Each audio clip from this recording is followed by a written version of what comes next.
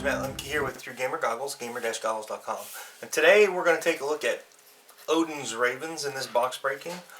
This is a game with a little bit of history, and it was originally published back in the early 2000s. I'm going to say it was Kickstarted. I didn't even know Kickstarter was around back then, but the Kickstarter kind of fell apart and the game disappeared.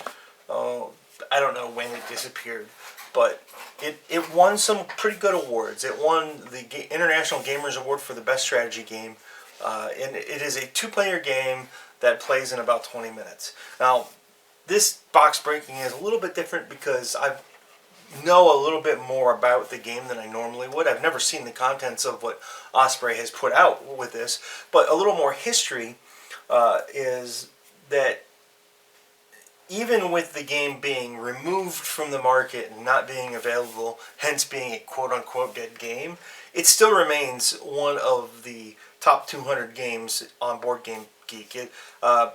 Somewhere around the 150 to 160 range as far as a game goes that's being rated on Board Game Geek. So you can tell right there that a lot of people like this game. And like I said, it's fast-paced and it's a race with thought and memory for two players. It plays in about 20 minutes. Now,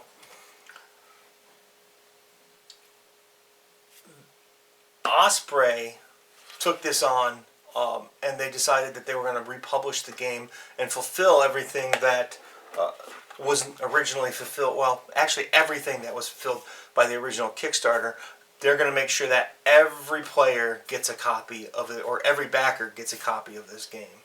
To quote, in the news release that I got for this, to quote Duncan Malloy, the board game industry has a fantastic reputation for taking care of its own. No doubt, linked to that fact by their very nature, physical games are about face-to-face interaction and building a community. Odin's Ravens gave us a chance to be a part of that, and I'm grateful for it. To give back to the gaming community, Osprey Games is sending each backer a copy of the game, which I think is pretty phenomenal. Again, it's fast-paced, and now we're getting to what would normally be my box breaking. I've never seen the contents of this game, and prior to Alliance's trade day, I didn't know the game even existed. So, inside the box, which it's a nice box. It's one of those, it folds out like a book. They got these nice textured. I'll pull all the cards out and set them aside. You've got the two ravens.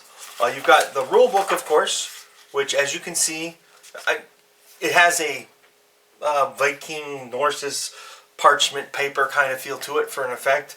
You've got iconic kinds of art. It's a trifold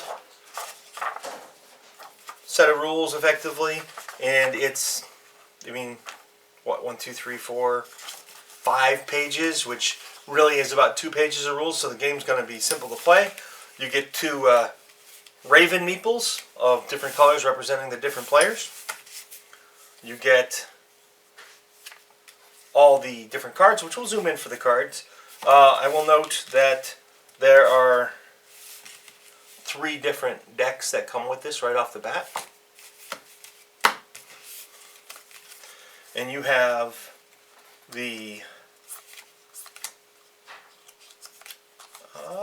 okay. So, it's a game with different seasons or climates.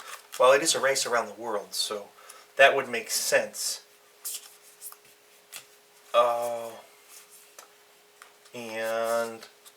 This must be something to do with trickery, which I saw in the rule book.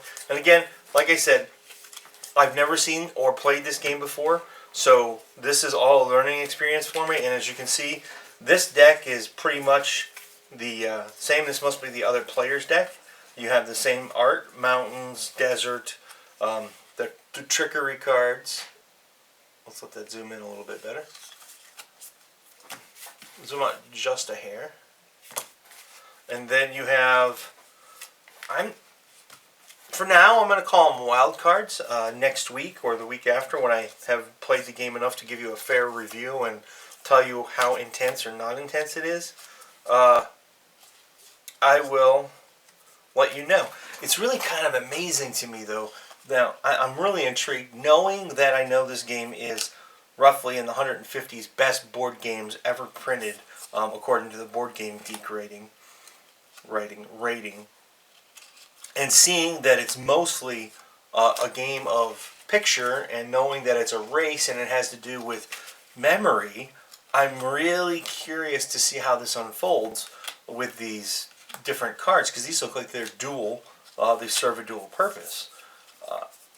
And again, that is the contents of Odin's Ravens, and I will be back in the very near future to show you how to play and give you my thoughts on whether or not I like the game.